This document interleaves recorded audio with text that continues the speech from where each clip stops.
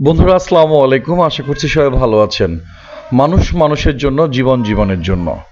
বন্ধুরা, ভিডিওতে যে চাচাকে দেখতে পাচ্ছেন, তো আমি চাচার পাশ দিয়ে হেঁটে যাচ্ছিলাম। হঠাৎ করে চাচা আমার চোখে পড়ে।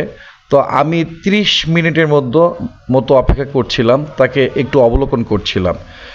আমি যেটা দেখতে পারলাম, সে বিভিন্ন সময় বিভিন্ন ধরনের আচরণ করছিল।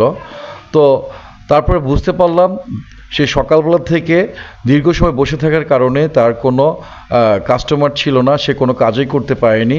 এজন্য সে আনমনাভাবে অস্থির হয়ে বিভিন্ন চিত্তে বিভিন্ন ধরনের কাজ করতেছিল।